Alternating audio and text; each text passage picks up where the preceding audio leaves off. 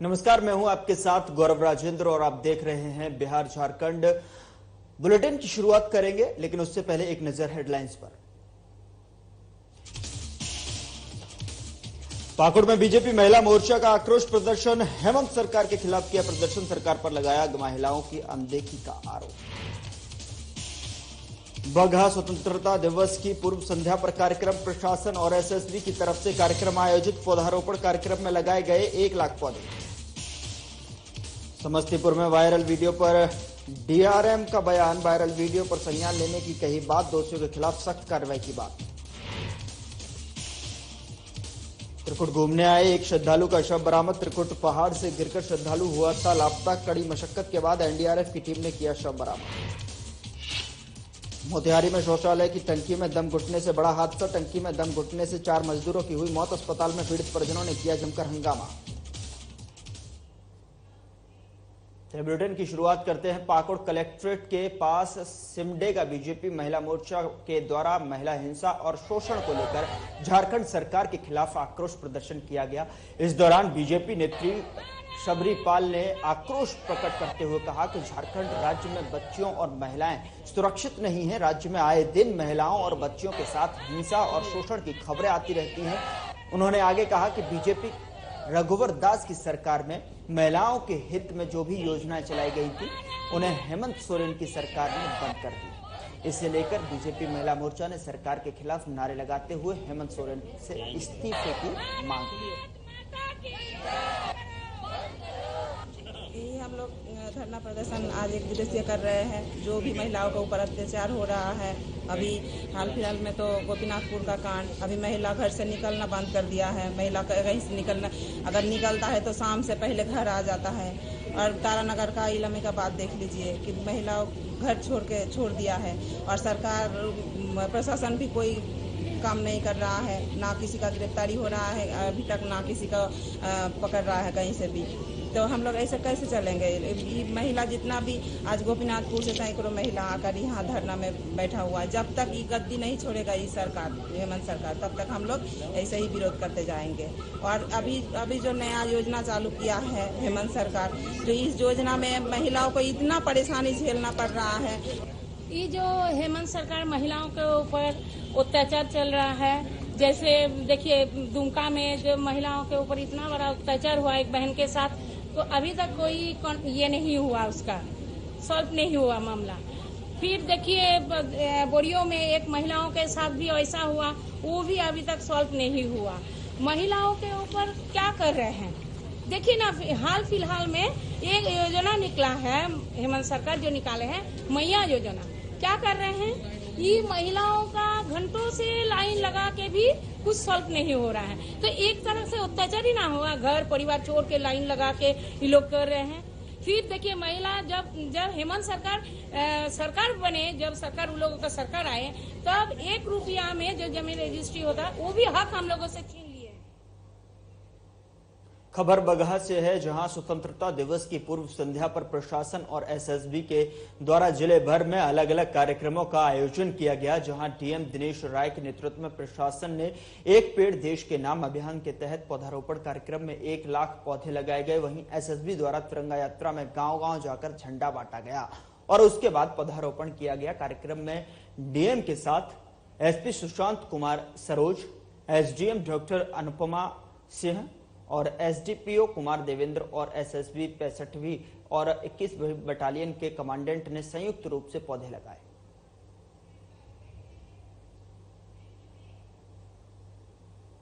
वक्त छोटे से ब्रेक का है, फौरन हाजिर होते हैं तमाम खबरों के साथ।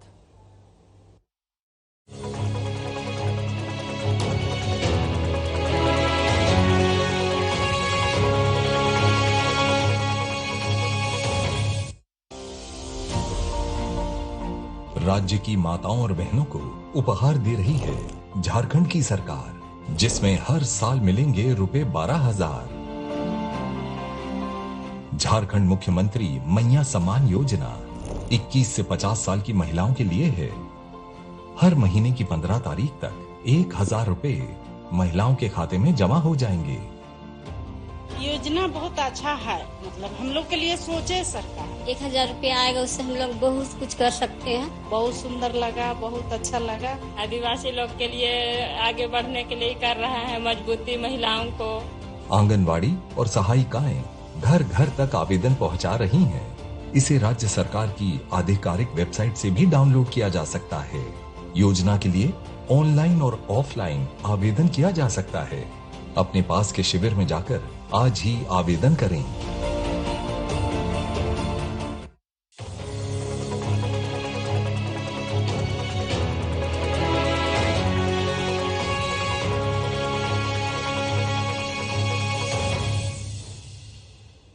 ब्रेक के बाद स्वागत है आपका। खबरों में आगे बढ़ते हैं। खबर बगहा से है, जहां हर घर तिरंगा अभियान के तहत केंद्रीय मंत्री सतीश चंद्र दुबे के नेतृत्व में तिरंगा यात्रा निकाला गया, जिसमें बगहा विधायक राम सिंह समेत तमाम नेता व कार्यकर्ता शामिल हुए। जश्न आजादी के इस कार्यक्रम में बिहार सरकार के मंत्री रेणु देवी भी शामिल हुई। इस दौरान ग्रामीणों में देशभक्ति के जज्बे के साथ सेना के जवानों ने तिरंगा झंडा बांटकर आजादी के जश्न में बढ़ चढ़कर भाग लेने की अपील की।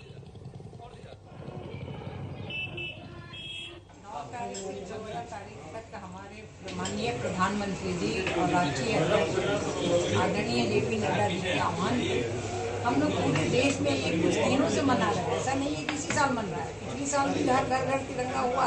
और तिरंगा का मतलब है कि हमारे आज़ादी का जश्न है, और आज़ादी का जश्न हमारे बच्चे अगर नहीं समझेंगे तो फिर क्या समझेंगे। इसलिए सभी लोगों को आज़ादी का जश्न समझना चाहिए। और हम अपने देश को कैसे सुरक्षित रख सकते हैं। हमारे बाप दादा परदादाओं ने जितना परिश्रम करके ये आज़ादी दिलाई, और आज़ादी के बाद जो हम स्वतंत्र भारत में अपना जो हम दिन काट रहे हैं, अच्छे कर रहे हैं, उस भारत को और आगे बढ़ाने के लिए ये आज़ादी का जश्न के लिए हम तिरंगा हर घर घर में तिरंगा फहराने का बच्चों को आह्वान। त्याग परिश्रम बलिदान के बाद मिला था, और इसमें सब लोगों की योगदान बराबर थी। बहुत उस समय अनेकों लोगों का बलिदान हुआ था, त्याग तपस्या का बदौलत मिला। तो 15 अगस्त 9 तारीख से लेके 15 अगस्त तक राष्ट्रीय अध्यक्ष जेपी नड्डा जी के दिशा निर्देश में, भाई नरेंद्र मोदी जी के दिशा निर्देश में हर घर तिरंगा भारतीय जनता पार्टी का एक एक कार्यकर्ता गांव गांव में जाके एक उत्साह का पर्व के रूप में मनाया जा रहा है। और आपके चैनल के माध्यम से हम आग्रह करेंगे कि हर व्यक्ति को अधिकार है तिरंगा फहराने का, लहराने का, एक उत्सव मनाने का। सब लोग इसमें शामिल हो। वक्त छोटे से ब्रेक का है, फौरन हाजिर होते हैं तमाम खबरों के साथ।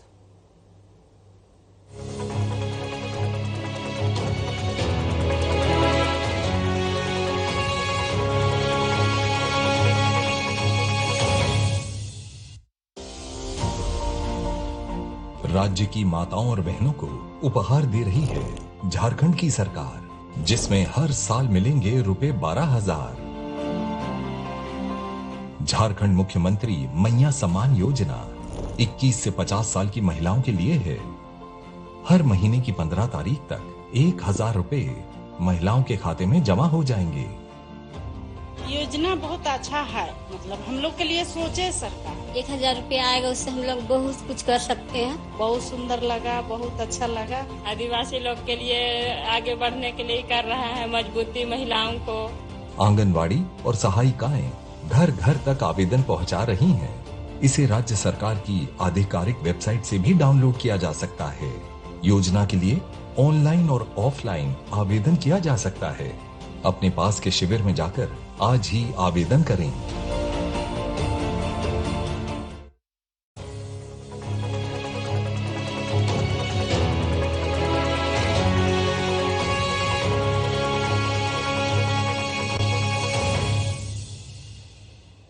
ब्रेक के बाद स्वागत है आपका। खबरों में आगे बढ़ते हैं। झारखंड में अपराध तेजी से अपना पैर पसार रहा है। ऐसे में इन अपराध और अपराधियों से निपटने के लिए पुलिस ने नया रास्ता तैयार किया है। दरअसल झारखंड के डीजीपी ने कुछ दिनों पहले बैठक के माध्यम से सभी पुलिस पदाधिकारियों को आम पब्लिक के लिए क्यूआर कोड जारी करने को कहा था। ये क्यूआर कोड घटना स्थल से ही घटना की जानकारी देने के लिए बनाया गया है। किसी भी व्यक्ति को मोबाइल से स्कैन कर पुलिस को सूचना दे सकता है।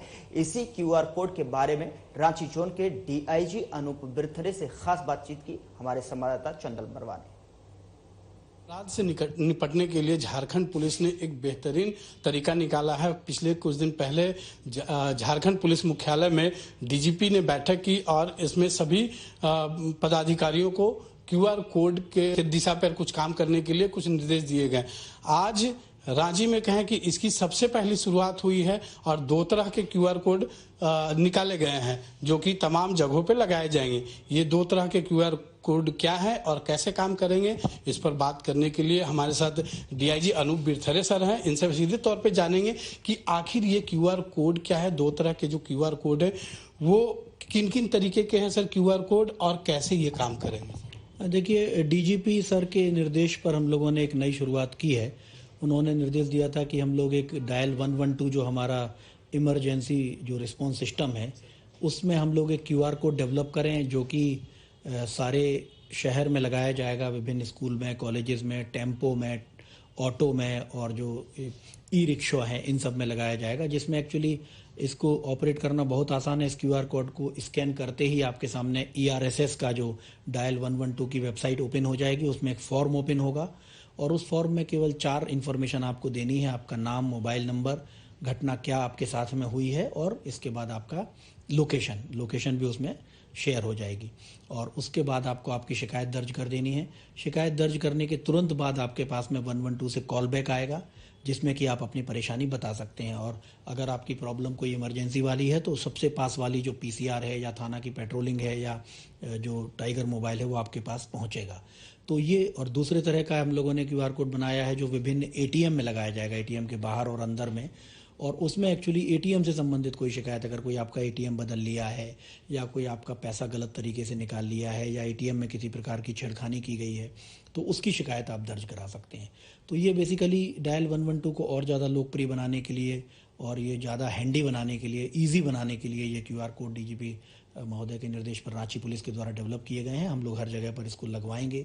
आज इसकी लॉन्चिंग की गई है और अगर ये सक्सेसफुल रहता है लोगों को इससे निश्चित तौर पर जो है फ़ायदा होगा। सर, इस पर मॉनिटरिंग के लिए क्या कुछ विभाग की व्यवस्था की है, कैसे आखिर इसको कंट्रोल किया जाएगा ताकि लोग आश्वस्त रहें कि इस क्यूआर कोड के जरिए उनको किसी भी हाल में मदद पहुंचेगा ही पहुंचेगा। इसमें देखिए, बेसिकली डायल 112 का हम लोगों का एक पूरा सेटअप है जिसमें 50 से ज़्यादा पुलिसकर्मी हैं जो 24 घंटे तैनात रहते हैं और हमेशा कॉल को जवाब देते हैं।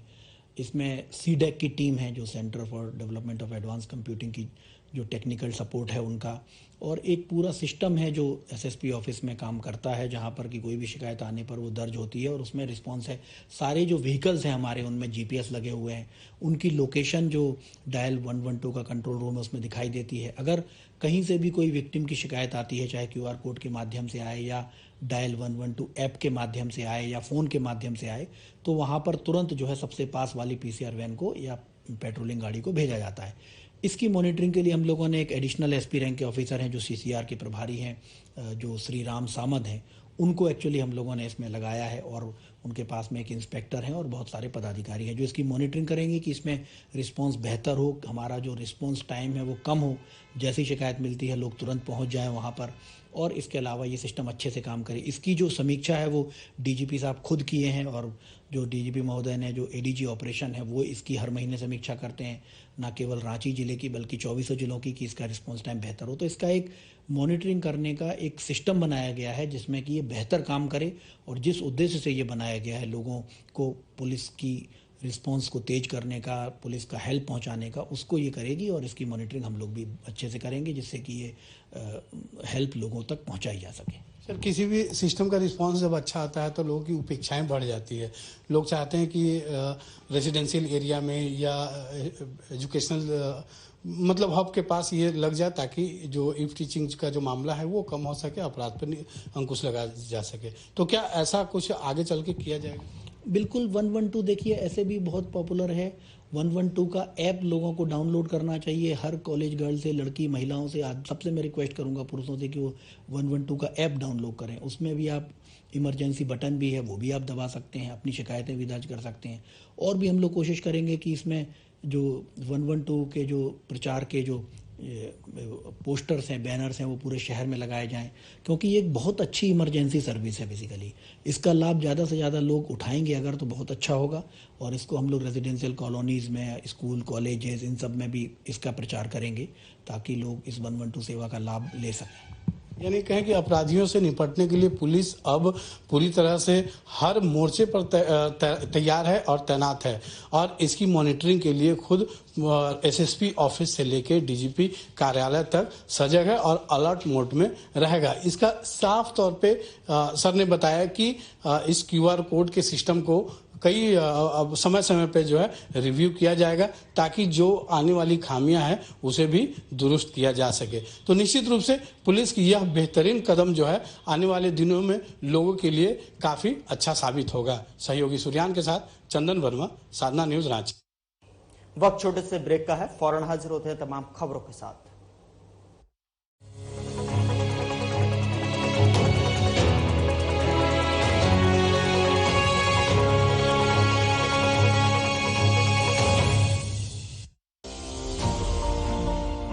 राज्य की माताओं और बहनों को उपहार दे रही है झारखंड की सरकार, जिसमें हर साल मिलेंगे रुपए 12,000। झारखंड मुख्यमंत्री मैया सम्मान योजना 21 से 50 साल की महिलाओं के लिए है। हर महीने की 15 तारीख तक 1,000 रुपए महिलाओं के खाते में जमा हो जाएंगे। योजना बहुत अच्छा है, मतलब हम लोग के लिए सोचे सरकार। 1,000 रुपये आएगा, उससे हम लोग बहुत कुछ कर सकते हैं। बहुत सुंदर लगा, बहुत अच्छा लगा। आदिवासी लोग के लिए आगे बढ़ने के लिए कर रहा है, मजबूती महिलाओं को। आंगनवाड़ी और सहायिकाएं घर घर तक आवेदन पहुंचा रही हैं। इसे राज्य सरकार की आधिकारिक वेबसाइट से भी डाउनलोड किया जा सकता है। योजना के लिए ऑनलाइन और ऑफलाइन आवेदन किया जा सकता है। अपने पास के शिविर में जाकर आज ही आवेदन करें।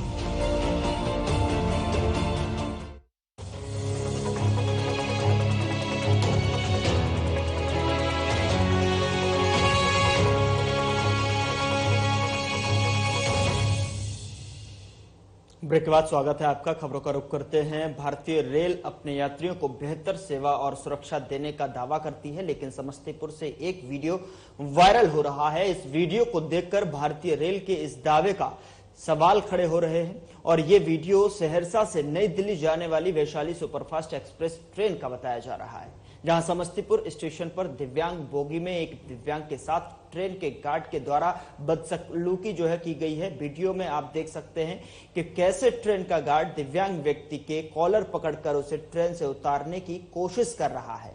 दिव्यांग के साथ दुर्व्यवहार कर रहे इस गार्ड की पहचान राम आशीष दास के रूप में की गई है। हालांकि साधना प्लस न्यूज इस वायरल वीडियो की पुष्टि नहीं करता है।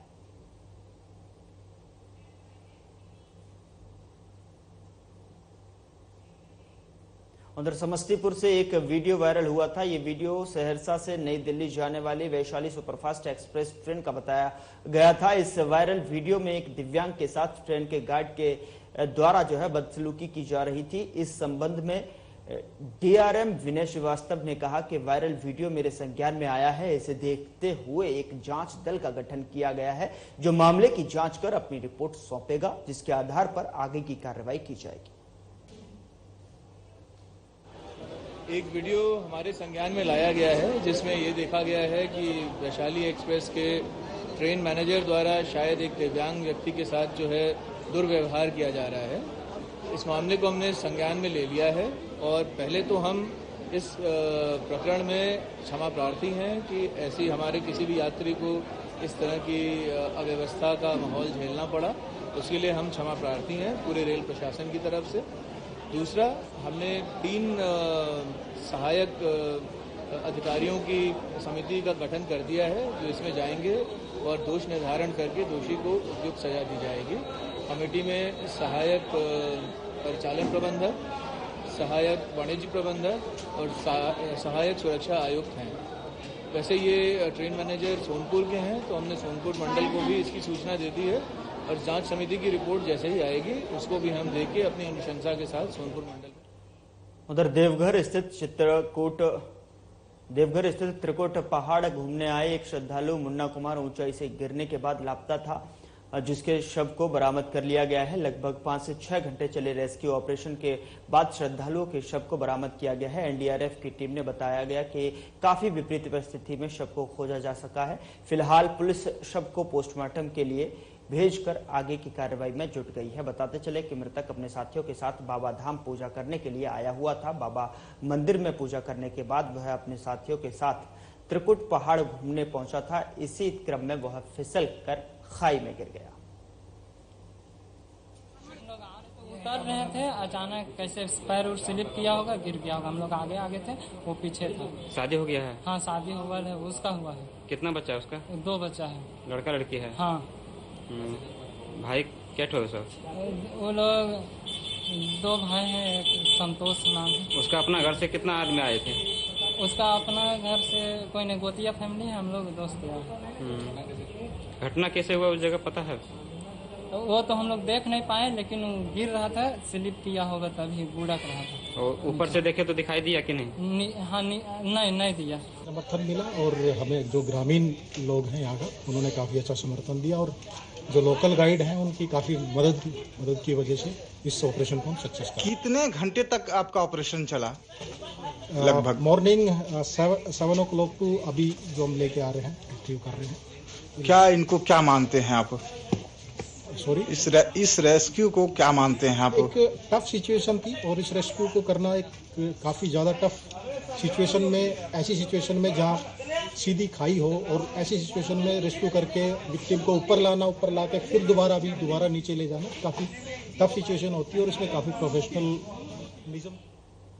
उधर घाघरा थाना क्षेत्र के लुदगो गांव में वज्रपात में बुजुर्ग महिला बुधैन देवी के मौत हो गई। इस संबंध में मृतका के भाई ललित उरांव ने बताया कि वो भैंस चुराने के लिए खेत की ओर गई थी। इसी दौरान हुए वज्रपात की चपेट में आ जाने से घटनास्थल पर ही महिला की मौत हो गई। वहीं घटना की सूचना पर मौके पर पहुंची स्थानीय थाना पुलिस ने शव को कब्जे में लेकर पोस्टमार्टम के लिए सदर अस्पताल गुमला भेज दिया है।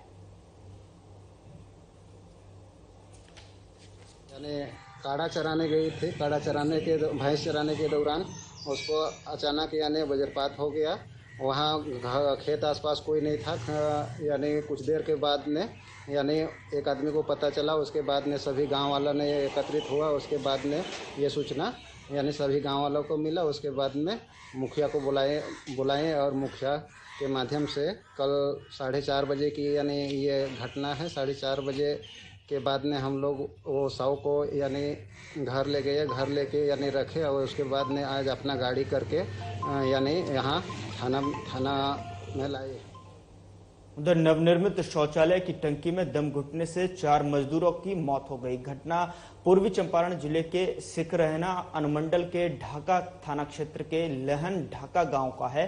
घटना के बाद आनन फानन में मजदूरों को अस्पताल ले जाया गया, जहां चिकित्सकों की कमी को देखते हुए परिजनों सहित अन्य मजदूरों ने अस्पताल में हंगामा शुरू कर दिया। इस दौरान अस्पताल की संपत्ति को बड़ा नुकसान पहुंचा।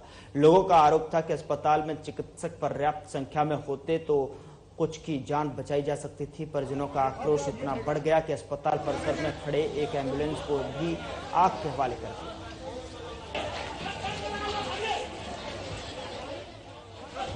इस दौरान अस्पताल की संपत्ति को बड़ा नुकसान पहुंचा है। लोगों का आरोप है कि अस्पताल में चिकित्सक पर्याप्त संख्या में होते तो कुछ की जान बचाई जा सकती थी। परिजनों का आक्रोश इतना बढ़ गया कि अस्पताल परिसर में खड़े एक एम्बुलेंस को भी आग के हवाले कर दिया। वो भी गिर गया, तो हल्ला पड़ गया। हम लोग पहुंचे हैं, दूसरा साइड फोन करके फोन किया गया गैस निकलने के लिए। फिर दूसरा आदमी अंदर, दूसरा आदमी दूसरा रास्ता में बाहर मांगे सबको निकाला गया। निकालने के बाद ऑलरेडी मैं मैंगर से निकालने के बाद सबका मैं नब देखा, सब कुछ चल रहा। लेकिन एम्बुलेंस में फोन कर रहा हूँ, एम्बुलेंस को सुनाई नहीं, जिसका मतलब सही समय पर एम्बुलेंस पहुँच जाता और यहाँ डॉक्टर सही ट्रीटमेंट कर देता तो शायद रिकवरी हो सकती। अभी हम वहाँ के प्रभारी चिकित्सा पदाधिकारी सुधीर कुमार गुप्ता से इस संबंध में जानकारी प्राप्त किया है।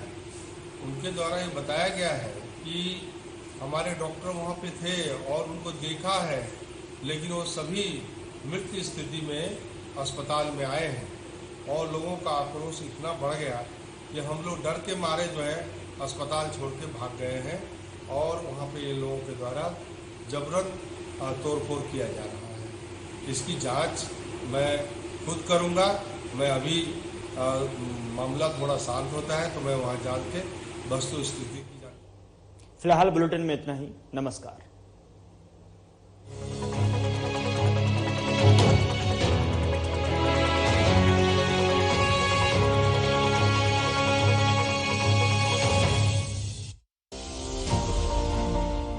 राज्य की माताओं और बहनों को उपहार दे रही है झारखंड की सरकार, जिसमें हर साल मिलेंगे रुपए 12,000।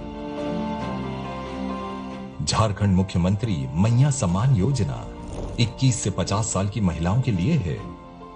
हर महीने की 15 तारीख तक 1,000 रुपए महिलाओं के खाते में जमा हो जाएंगे।